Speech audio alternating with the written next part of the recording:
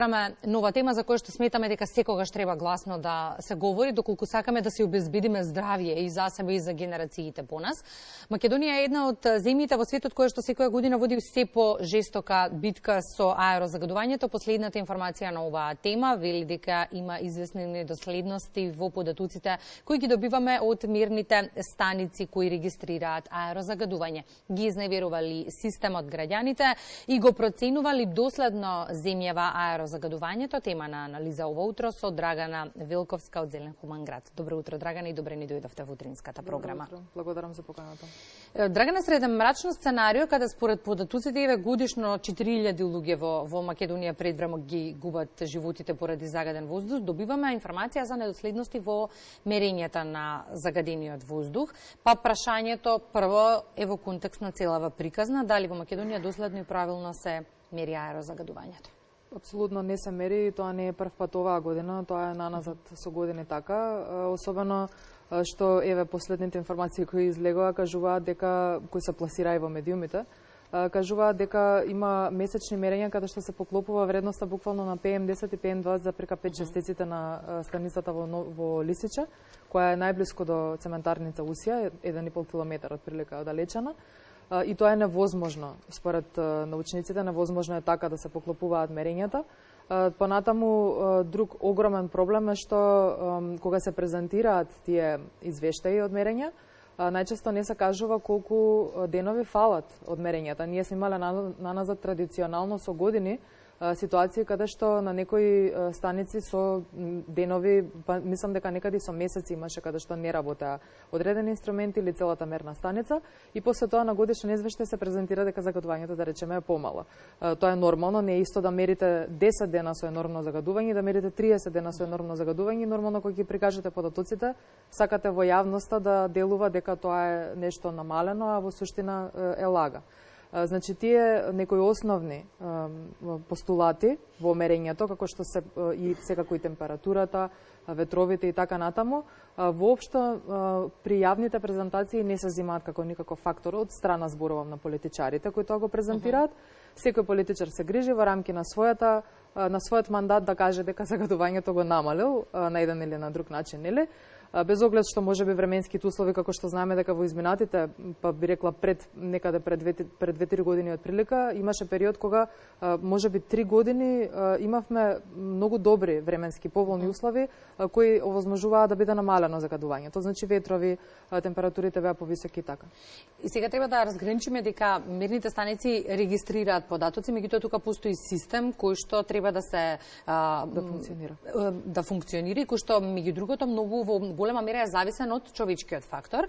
Податоците на Министерството за животна средина и просторно планирање говорат дека ниските плати кои што се нудат за позициите за мониторинг на воздухот резултираат со незаинтересираност од страна на потенцијалните вработени. Тука немаме кадар. Тоа е уште еден огромен пропуст и јас би рекла многу јасен симптом за отсуството на институции во Македонија, што покажува дека овие вакви клучни позиции тие не значат ништо на високите функционери, меѓутоа високите функционери кога треба своите плати да си ги покачат, како што имаше во медиумите пред некое време најава за некој 70-80% покачување на платите во илјадници евра за високи функционери, тогаш нема никаков проблем и тогаш има секогаш пари во буџетот и се наоѓаат, ама за ваквите клучни работи кои буквално живот значат за голем дел од нашите сограѓани, им предизвикуваат болести, им предизвикуваат прерана смрт, како што сама кажавте на почетокот, и низа други пречки во секојдневното функционирање, за нив нема доволно средства во буџетот. Грејната сезона, благодарение на поволните временски услови, почна одложено. Имаме студено време, но не онака како што знаеше да биде во една зима, за среќа, но сепак се почувствува специфичноста на мирисот на загаден воздух. И утрово имаме квалитетен воздух, меѓутоа во одредени места загаден, како што се Кичево, Прилепчина, Центар и Ѓорче Петров. Оние кои што се директно посветени на темава, како вие, да речеме, на почетокот на целата енергетска и економска криза споменаа дека данокот ќе го почувствуваме по загадениот воздух. Се случи тоа? Апсолутно да. Особено, би рекла, енергетската криза се чувствува поради индустријските капацитети, бидејќи тие не се соодветно контролирани од државата, како што имавме прилика да видиме со цементарница Усија, например.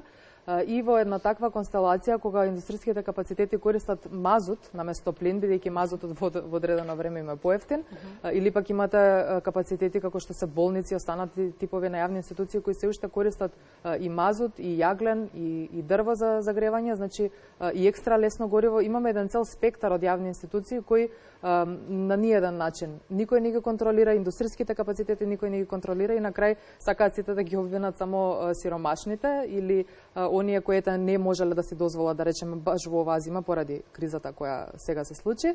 Меѓутоа не би рекла дека само тие смее да се обвинуваат, напротив треба да се впери прстот во оние големи крупни загадувачи прво, тие да се стават целосно под контрола како што законот предвидува на крајот на криштата, па потоа да зборуваме, нели, за, мислам, можеме истовремено да зборуваме, меѓутоа во секој случај законот мора да се почитува и мора да важи еднакво за сите, а тоа не е случај. Колку државни мерни станици има главниот град? Споменавме во најавата дека се функционални, меѓутоа онаму каде што има недостатоци е недоследности во системот кој ги ажурира самите податоци.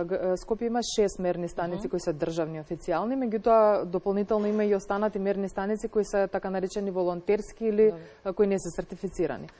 И токму тие несертифицирани станици се индикативни, представуваат индикативни, односно даваат индикативни мерења, иако имавме ние функционална држава, ако имавме институции, таквите индикативни мерења ќе можеат да ги упатат инспекторите да отидат, да речеме, кај одреден индустријски капацитет и да видат дали тој загадува надвор од дозволеното или не. Во последното гостување токму на оваа тема споменати беа дополнителни 100 мерни станици кои ќе го утврдуваат квалитетот на воздухот во Скопје. Градот ги прифати, меѓутоа остана се на согласност. Има ли некакви нови информации?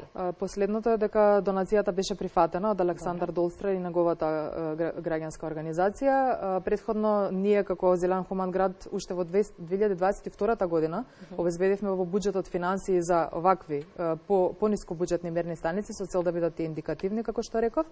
Советот го прифати тоа, односно се извинувам, градоначалникот го прифати тоа, меѓутоа Министерството за животна средина направи проблем и каже дека според правилник тие мора да се сертифицирани, таква една чини минимум 10.000 евра, и ние во градот паднавме на 2 фактички мерни станици со тој буџет, меѓутоа со овие прифатени 100 како донација, ќе можеме да направиме некаква веќе индикативна мрежа во градот, само да се постават стратешки околу индустријски капацитети, бидејќи тоа е приоритет. И Драган, експертите на темата изминатиот период често зборуваат за некаква надградба на системот кој што ќе врши мониторинг на аерозагадувањето. Како треба да изгледа таа надградба на системот? Најнапред е неопходно мрежата да биде густо поставена, бидејќи според тоа што досега го зборуваат представници од Министерството за животна средина, тие велат ова е по европски стандарди, меѓутоа европски стандарди во Македонија не важат. Значи ние сме земја која што озогласено не ги почитува законите важат за едни, не важат за други. Значи нас ни треба најнапред густа мрежа од такви станици кои точно ќе покажуваат каде се изворите на загадување, ќе можат инспекцијски служби да излезат на терен, секако инструментите во тие мерни станици мора да работат непрекинато и мора да се сервисираат соодветно и веќе страницата на Министерството мора да биде функционална, нели, а не да биде дека серверите се паднати 4-5 месеца и не може да се пристапи ни на месечни, ни на годишни извештаи. Седниците на град Скопје изминатиот период не се пријатни ниту за гледање, ниту за слушање, примерно поради конфликтот на градоначалничката со членовите на Советот. Се дискутирали воопшто на тема аерозагадување? За жал, во Советот се оглед дека тоа се групи кои се представници на политички, нели, партии. Тоа се начинот на кој се функционира е политички поени. Кога беше актуелна во зимата темата загадување, тогаш се зборуваше, меѓутоа ние иако како советничка група која е независна, која не е политичка партија, ние сме граѓанска група од две сетина организации, ние поднудивме 15 мерки за краткорочно и долгорочно борење со загадувањето. Ниедна до денес, пред околу 2-3 месеца ги понудивме тие мерки, до денес ниедна од советничките групи не ни дала соодветен одговор на нашите мерки, дали се согласува, не се согласува да ни понуди аргументи, бидејќи нашите мерки се темелат на научни докази, на научни податоци и тие се единствените во суштина нешта кои може градот да ги спроведе за да ја игра својата улога во намалување загадувањето. Како во меѓувреме? Како да преживееме? Во меѓувреме, тоа што ние најнапред го понудивме во градот, да се намалат ширината на коловозната лента пред се. Тоа е нешто што лесно градот може да го спроведе, максимум 3 метри да биде таа лента и да може да се, еве веќе кога е градот толку многу го перципира сообраќајот како загадување.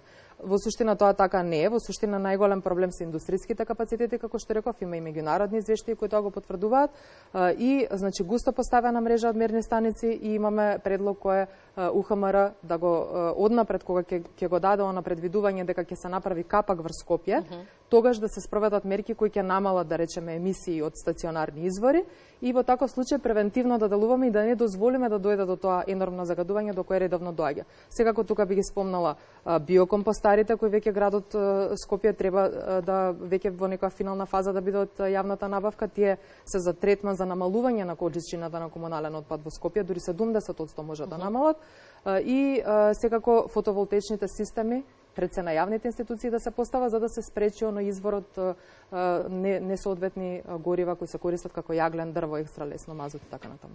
За реализација во пракса на себо во што го споменавте треба и време и пари, што значи дека ќе имаме и време ние во Македонија наутро да анализираме на темава. Благодарам Драгана за гостувањето во Македонската програма.